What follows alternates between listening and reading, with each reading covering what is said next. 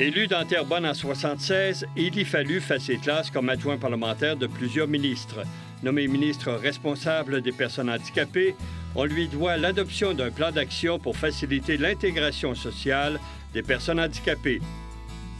Bienvenue à Mémoire de député.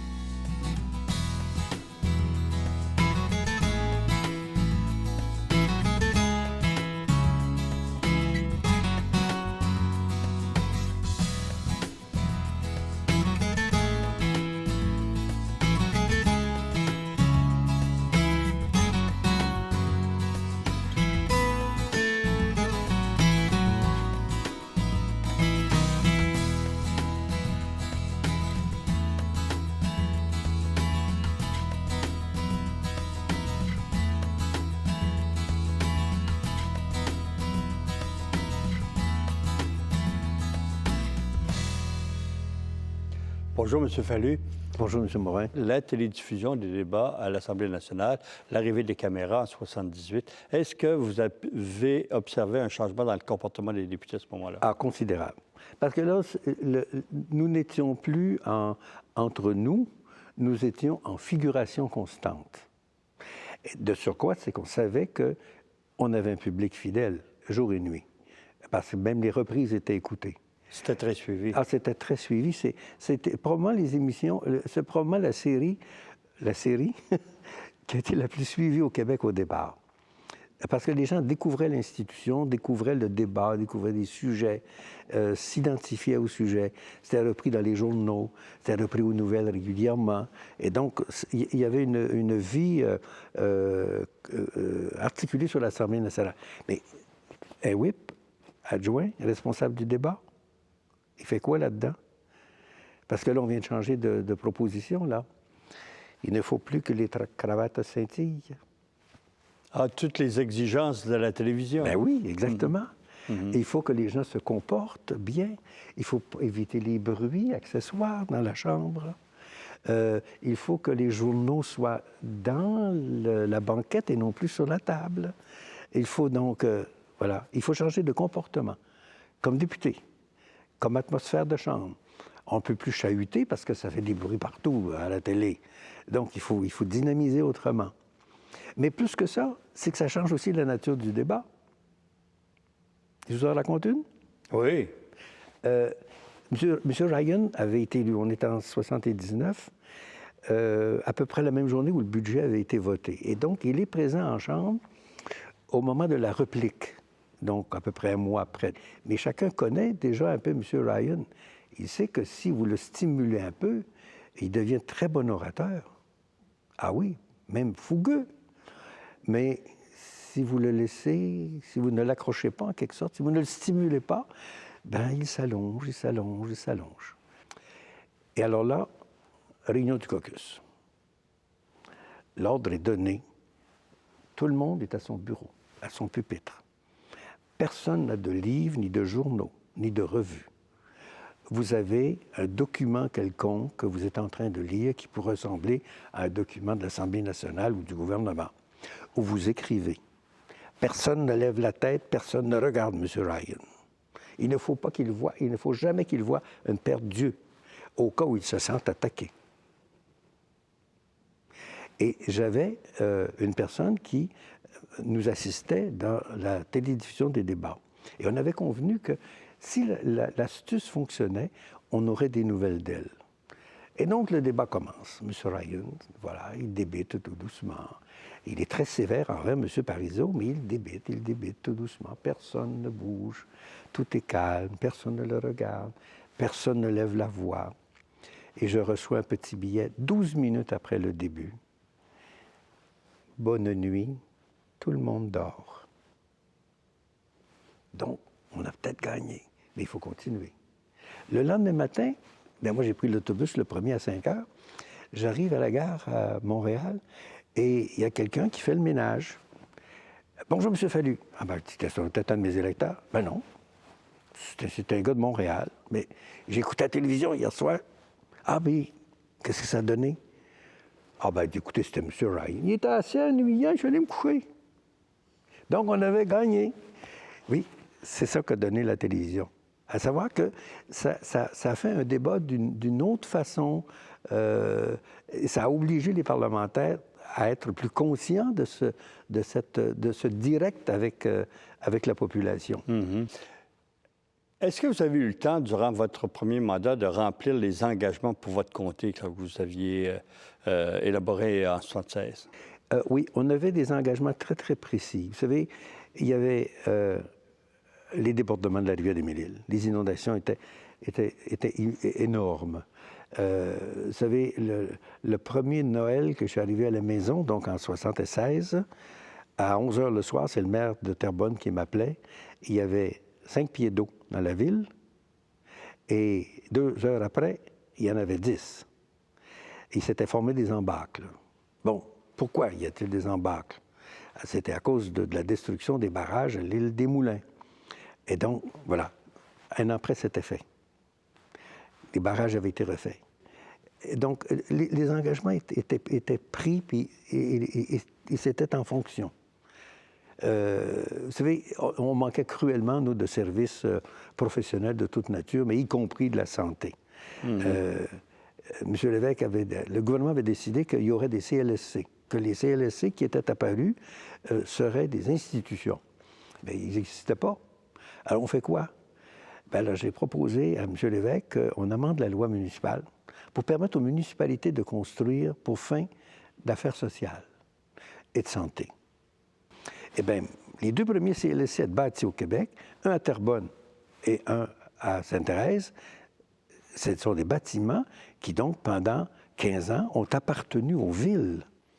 Et à l'Assemblée nationale, il y avait des projets de loi assez importants à l'époque. Bon, financement des partis politiques, loi 101, assurance automobile, etc., zonage agricole, aménagement du territoire, sur lesquels vous avez travaillé plus spécifiquement?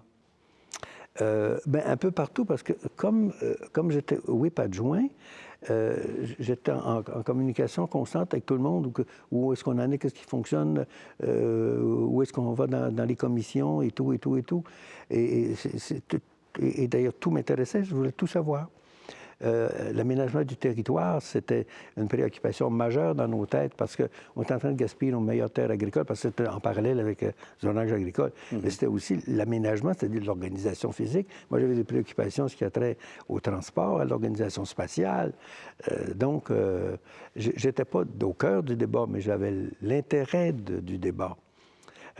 Par la suite, évidemment, comme whip, j'ai pu participer à des mini-débats, par exemple, sur, je sais trop, moi, avec Godin, Michel Clair et autres, même Le Moignant est avec nous, sur la vente de l'alcool au Québec, qui était d'un archaïsme victorien inimaginable. Bien, on a libéré la fin des tavernes, quand même, où les femmes ne pouvaient pas entrer, les enfants non plus. C'est pas très familial, ça, hein? Bon, le non-usage de l'alcool un vendredi saint. Bien, on avait un curé, au moins, pour témoigner avec nous que ça pouvait se faire, ça, on pouvait en vendre. Bon, bref, c'est des institutions aussi prosaïques que ça, il fallait les ajuster. C'était des trucs qui étaient totalement obsolètes, là. Vous avez aussi travaillé, durant ces années-là, à la refonte de la carte électorale. Et est-ce que c'était en prévision du référendum, ça? Oui, il y avait l'aspect, évidemment, loi référendaire. Loi référendaire. Un peu à la mode écossaise, là, qui reprendront peut-être maintenant bientôt leur loi, je sais trop. Mais non, c'était fondamental, ça, pour nous, parce qu'on n'avait pas de cadre législatif pour la tenue d'un référendum. Ça a été un très long débat, ça. D'abord dans le parti, puis ensuite en commission parlementaire, c'était très, très long, avant de revenir à l'Assemblée nationale. Et il y a eu des tentatives aussi de réforme électorale ou d'ajustement, outre que le financement. Mais souvent, ça a été des débats plutôt que des législations. En 1979, M. Lévesque change votre fonction. Il vous nomme adjoint parlementaire de M. Morin, je crois, Jacques-Yvan Morin, à l'éducation. C'est un domaine que vous connaissez bien, l'éducation. Est-ce que vous avez mis votre grain de sel là aussi? Oui, particulièrement, c'était le 15e anniversaire des cégeps. Donc, création relativement récente dans notre société. Et chacun voulait en faire un peu le bilan et de voir quelle orientation. Il y avait un débat majeur.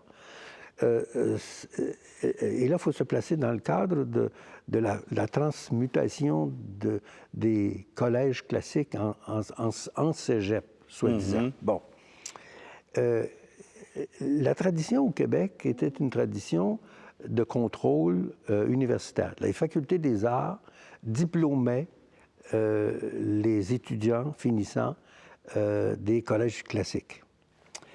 Donc, il y avait un Dieu le Père quelconque, là. Et c'était pas le ministère, c'était pas un gouvernement comme les diplômes de 7e année, là. Mais il y avait une instance qui contrôlait par le biais d'examens.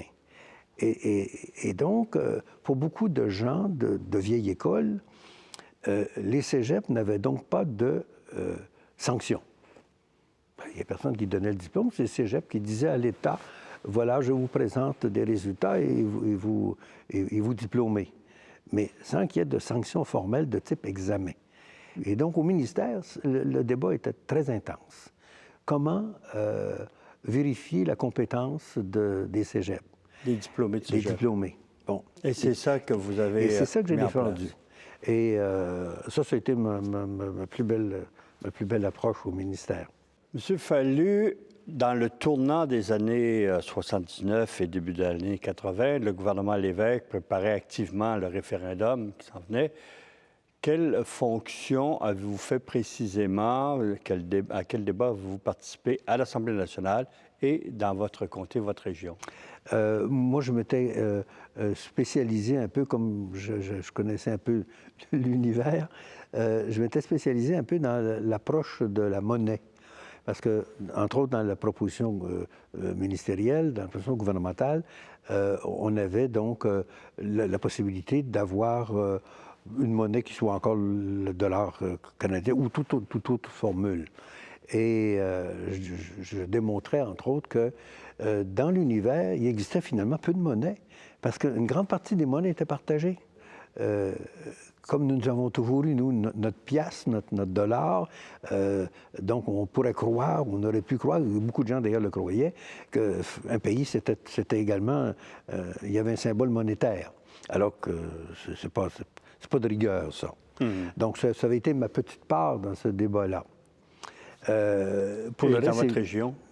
Dans la région, le référendum ne fut pas comme un geste d'élection, où là, au niveau local ou régional, on a des stratégies, des programmes, des enjeux, des façons d'agir, etc. Là, il y avait une stratégie nationale. Donc, on se laissait porter en quelque sorte par la création des regroupements d'élus, des regroupements de personnages, des regroupements de femmes, des regroupements pas toujours avec bonheur, mais règle générale, ça fonctionnait. Mais il y avait des consignes nationales. Pourtant, il y avait quand même une ambiguïté sur le sens de la question référendaire. C'était écrit que c'était un mandat pour négocier avec Ottawa. Sauf que ça a rapidement été perçu comme étant un mandat de faire la souveraineté du Québec. Bon, entre les cris... Bon, voilà toute l'ambiguïté de la politique, d'ailleurs. La notion même de référendum, à l'occurrence, était ambiguë pour tout le monde. Parce que, normalement, si on fait un référendum, normalement, dans la conception du vocabulaire commun, si on fait un référendum sur un sujet, bien, c'est que le sujet est entier. Alors que l'astuce, comme quelques-uns ont pu dire, c'était une approche en 2 étapes. D'un, nous donnez-vous le mandat de négocier, et en second, nous irons également confirmer les résultats positifs auprès de l'électorat. Et ça, cette dynamique-là a été confondue rapidement. Mais moi, je comprends les gens parce que, normalement, si tu fais un référendum sur l'indépendance du Québec, bien, tu veux savoir si tu veux être indépendant ou non, et non pas si tu veux faire une première et une deuxième étape. Bon, qu'importe. Au-delà de tout ça, on a eu une réponse que les gens ont voulu nous donner. Bon, il s'agissait maintenant de recontinuer une pédagogie différente un peu en vue d'un second référendum. Et le non a été majoritaire au Québec, proportion 60-40. 60-40, à vrai Oui. dire. Oui. Et le résultat, c'est celui que vous aviez prévu?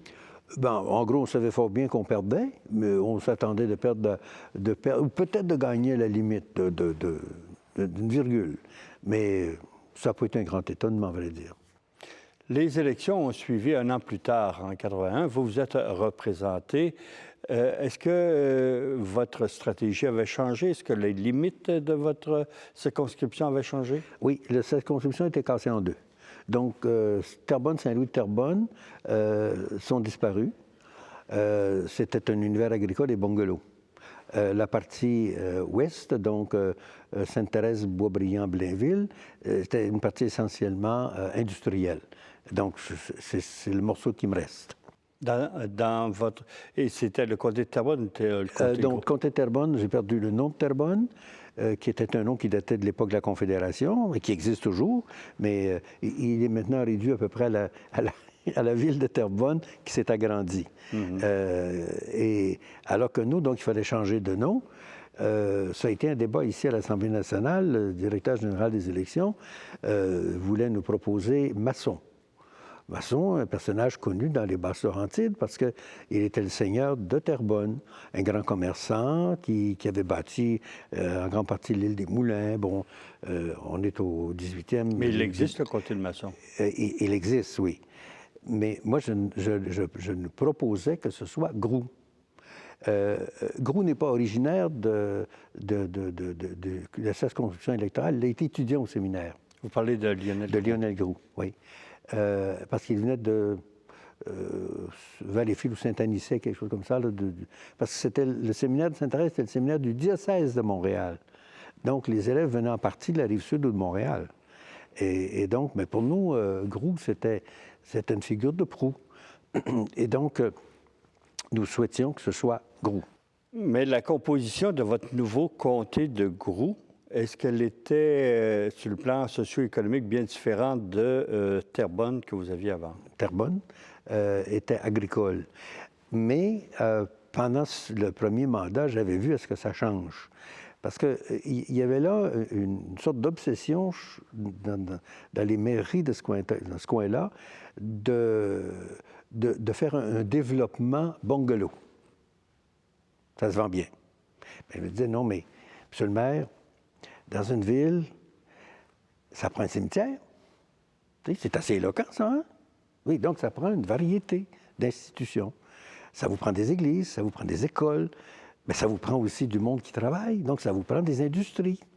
Et donc, nous avons proposé aux municipalités le rachat systématique des terres agricoles, mais incultes à l'époque, le long de la 640, pour en faire un grand centre industriel, ce qui existe maintenant. Et ça a été le grand succès. On a fait la même chose d'ailleurs à Boisbriand, faire en sorte que ces terres-là deviennent... et l'État a cédé, mais à condition que ça devienne des zones industrielles. Et donc, enfin, c'est un univers dans Mascouche, dans Terrebonne, qui s'est développé comme industriel maintenant. Et vos engagements électoraux en 81, est-ce que, à cause de ce changement socio-économique, est-ce qu'ils étaient bien différents? Oui, parce qu'on a centré évidemment sur un milieu plus industriel. Donc, il y avait régularisation de la rivière des Mille-Îles qui était en grande partie fait, mais la dépollution n'était pas faite. Il y avait des problèmes de pollution industrielle considérables. La première, d'ailleurs, à qui je lève mon chapeau, ça a été John Morris, qui a créé 3 lignes d'expulsion de ces eaux usées pour les traiter différemment, mais à l'interne, c'était extraordinaire. Bon, ensuite, il y avait le développement industriel, le développement de la santé, parce que chez nous, il n'y a pas d'hôpital. Donc, on disait, bien, il n'y a pas d'hôpital, mais ça nous prend des services de santé quand même. Mais vous avez annoncé un hôpital à Sainte-Thérèse en pleine campagne électorale. En pleine campagne électorale. C'est un défi. Ben voilà. Ça tombe bien pour vous. Non, c'est moi qui l'annonçais. Il faut bien savoir que l'astuce, si vous dites aux gens, ça nous prend des services de première ligne. C'est quoi ça? Ça nous prend des services de proximité. Et le vocabulaire, là, hein? Oui. Mais les gens comprennent quoi là-dedans? Non, non. Annonce donc un hôpital. Tiens donc, les gens vont comprendre que ça prend une institution qui donne des services de proximité et des services de première ligne. Voilà. Et qu'ils ont un édifice devant Qui eux. aura un édifice en plus. Bon, mais on le fait autrement. On le fait parce que la Ville collabore à la création du CLSC. On agrandit le centre de soins prolongés, mais en y greffant des services de santé de toutes sortes de nature. Et donc, bref, on se donne des soins de proximité. On arrive au résultat, mais sans l'appellation traditionnelle. Mais les gens ont tout compris que les résultats étaient là. Aviez-vous d'autres objectifs pour votre second mandat? Oui, développement. Écoutez, la région nord de Montréal se développait à un rythme fou. C'était. Il fallait construire 3, 4, 5 écoles par année, tellement ça allait rapidement. Des polyvalentes, c'était énorme. Le cégep, le vieux séminaire qui avait été bâti pour 1200 élèves, dépassait 3500 dans le même bâtiment. Et là, alors, ça a été des agrandissements. Il nous manquait les bibliothèques, tiens. Alors, les bibliothèques étaient inexistantes au Québec, d'ailleurs. Ça a été rapidement de bâtir rapidement les premières bibliothèques, d'habituer les gens à investir dans les bibliothèques, c'est-à-dire dans les contenus comme dans les bâtiments. Et ça a été fait. Et sur le plan industriel, est-ce qu'il y avait des choses à arranger avec les ministères pour votre région? Oui, il y avait, par exemple, une grève épouvantable à la Commonwealth Plywood. Alors, il fallait trouver un résultat. Et, bon, on peut toujours aller devant les tribunaux. C'était une chicane entre deux syndicats, entre la CSN et la FTQ. La FTQ, qui voulait s'implanter, accusait la CSN d'être escable. Mais ils étaient là depuis, souvent, les travailleurs étaient là depuis 25 ans et syndiqués. Bon. Mais alors, comment résoudre ça? On l'a résolu ici à l'Assemblée nationale par le biais d'une commission parlementaire. Parce que la vertu d'une commission parlementaire, c'est d'être différent d'un tribunal.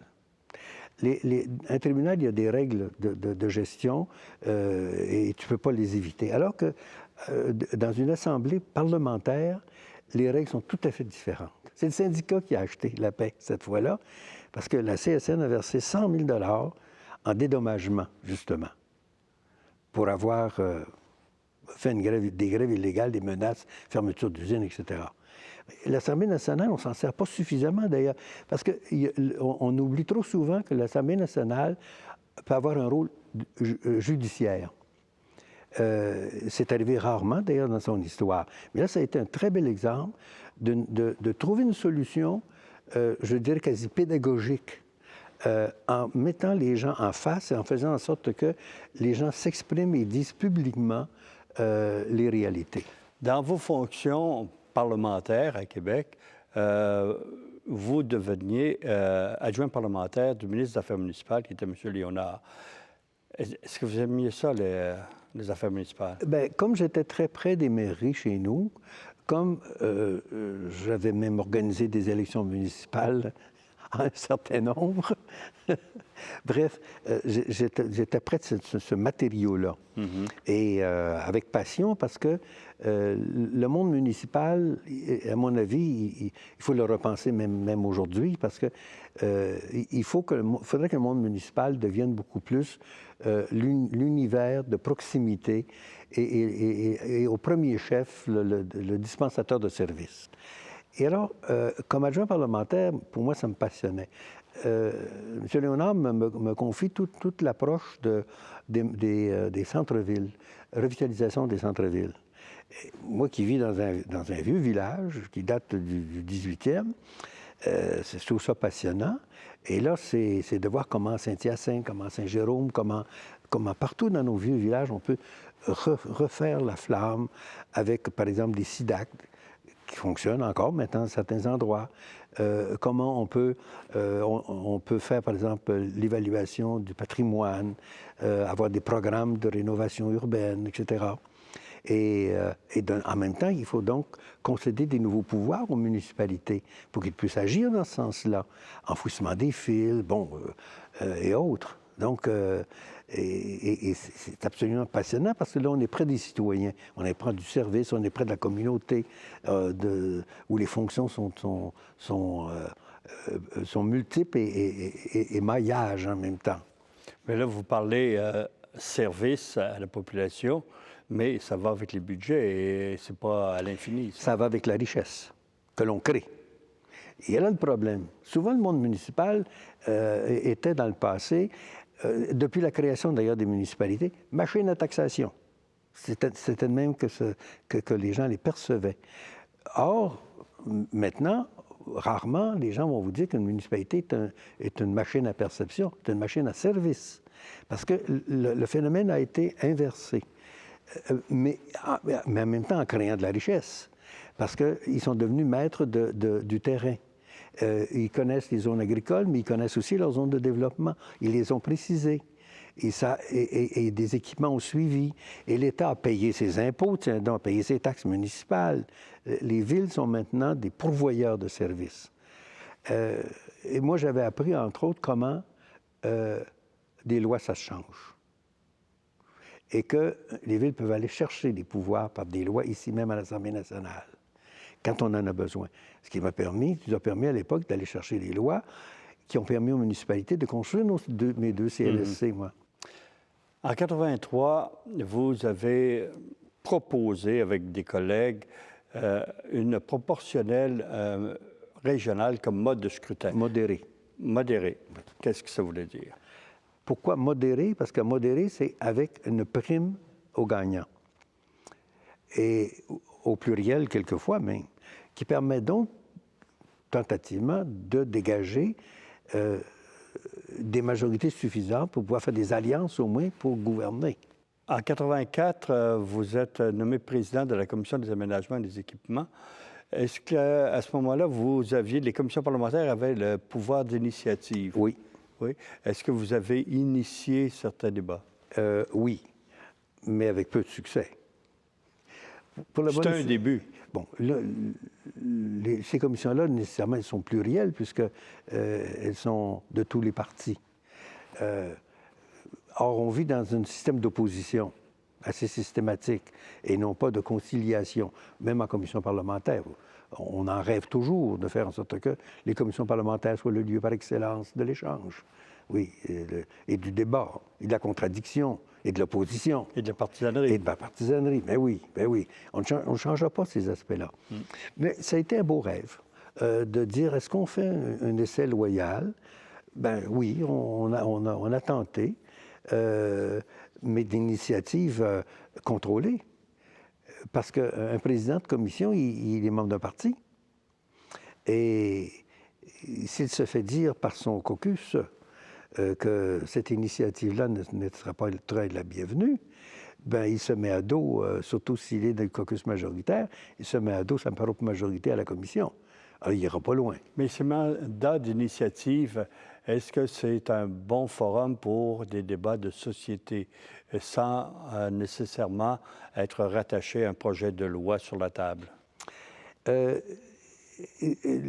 qui a très bien réussi au Québec, chez les parlementaires, ça a été, par exemple, des commissions parlementaires itinérantes. Qui vont dans les régions. Qui vont dans les régions et qui, là, ne peuvent pas être partisans. Parce que spontanément, les gens le reconnaissent. Il y a une conversation qui se fait entre citoyens, mais pas seulement entre citoyens élus, entre citoyens. Et là, on échange. Et il y a de ces commissions parlementaires qui ont joué un rôle réformateur au Québec, une pensée qui s'est approfondie. Et ça, c'est une bonne méthode. Il ne faut pas s'en priver de ces habitudes-là, de sortir de l'Assemblée nationale. Merci, M. Fallu. On continue la semaine prochaine. Je vous en prie.